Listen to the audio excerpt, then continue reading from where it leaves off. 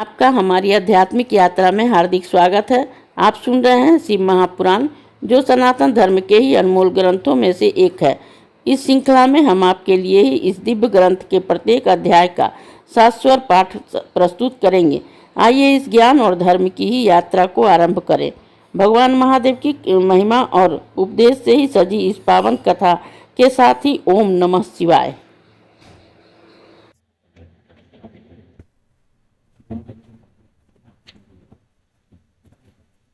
दासनाध्याय। ब्रह्मा विष्णु और रुद्रों का आयु काल। परमेश्वर बोले कि हे विष्णु, तुम्हारे संबंध में मेरी यह और भी आज्ञा है कि तुम सर्वदा सब लोगों में पूज्य और मान्य होगे। ब्रह्मा के बनाए लोगों में कभी दुख उत्पन्न होगा तो तुम ही उसे नष्ट करने के तत्पर होगे, और मैं तुम्हारे सब कार्यों में सहायता करूंगा। मैं तुम्हारे कठिन से कठिन शत्रुओं को मारूंगा। तुम अनेकों अवतार धारण कर जीवों का कल्याण कर अपनी प्रीति का विस्तार करोगे।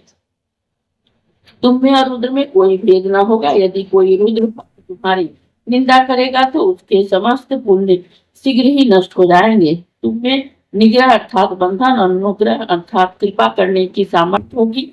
हे नारद, ऐसा कहकर मुझ ब्रह्मा का ही हाथ विष्णु के माथे पर धर पर शिव जी से कहा कि तुम सर्वदा जीव के दुख को सहायता करना। तुम सबके अध्यक्ष हो, भुक्ति मुक्ति देने वाले हो। तुम सब कार्यों के साधक और सबके प्राण रूप होगे। हे हरि, तुम पर जब सभी संकट आवे तो मेरी इसी रुद्र शरीर का भजन करना। जो मेरा आश्रय लेता है उसके दुख अवश्य ही दूर हो जाते हैं। जो उसमें मुझ में और तुम में अंतर जानता है वह निश्चय ही नरक में गिरता है। अब इन तीनों देवताओं के आयु बल को सुनो।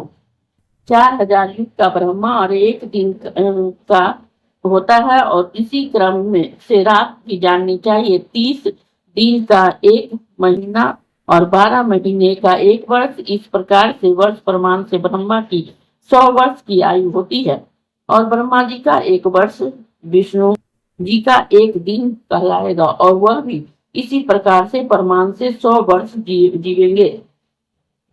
तथा विष्णु का एक वर्ष रुद्र के एक दिन के बराबर होगा। इसी क्रम से वह भी 100 वर्ष स्थित रहेगा। तब सदाशिव के मुख से एक श्वास उत्पन्न होगा, जिसमें उनके 21,000 से 100 और 600 दिन रात होंगे। उसके 6 उच्छ्वास और निश्वास का एक पल, 60 पल का एक घड़ी, 60 घड़ी का एक दिन रात होता है। शिव के श्वास निश्वास अर्थात भीतर बाहर श्वास लेने की संख्या नहीं है। इस कारण शिव का उत्थान अक्षय है। अतः तुम मेरी आज्ञा से रूप की रक्षा करते हुए अनेक प्रकार के गुणों से सृष्टि का कार्य करो। ब्रह्मा जी कहते हैं कि जब शिव जी ने ऐसा कहा तब उसके वचनों को सुनकर ही विष्णु जी ने विश्वेश को प्रणाम कर कहा कि हे कृपा सिंधु, मैं आपकी सभी आज्ञाओं को सर्वदा के लिए सिरोधार करता हूँ और वचन देता हूँ कि ऐसा ही करता रहूंगा। फिर तो शिव जी ने अपना मंगलमय हाथ विष्णु जी के सर्वांग पर फेर कर उन्हें धर्मोपदेश देकर ही अनेकों वर दिया, और देखते देखते ही शीघ्र अंतर ध्यान हो गए। उसी समय से इस लोक में लिंग पूजा की विधि चली। लिंग से प्रतिष्ठित शिव जी भुक्ति मुक्ति प्रदायक है। यदि कोई इस आख्यान को लिंग के समीप पढ़ता है तो 6 महीने में शिवरूप हो जाता है। मुनियों, इसका पुण्य फल कहने से मैं असमर्थ हूँ। इस अध्याय के श्रवण हेतु आपका हृदय से धन्यवाद। हम आशा करते हैं कि शिव महापुराण की यह दिव्य कथा आपको आध्यात्मिक शांति और गहन ज्ञान प्रदान कर रही होगी। कृपया अगले अध्याय के लिए हमारे साथ जुड़े रहें और अपने सुझाव एवं भावनाएं कमेंट के माध्यम से अवश्य साझा करें। धर्म, भक्ति और ज्ञान की इस पावन यात्रा में आपका साथ हमारे लिए अत्यंत मूल्यवान है। ओम नमः शिवाय। यदि यह प्रस्तुति आपको पसंद आई हो, लाइक करें, कमेंट करें, सब्सक्राइब जरूर करें, बेल आइकॉन दबाना ना भूलें ताकि अगला अध्याय आपसे छूटे नहीं, और इस पावन ज्ञान को ही शेयर करें अपने परिवार और मित्रों तक।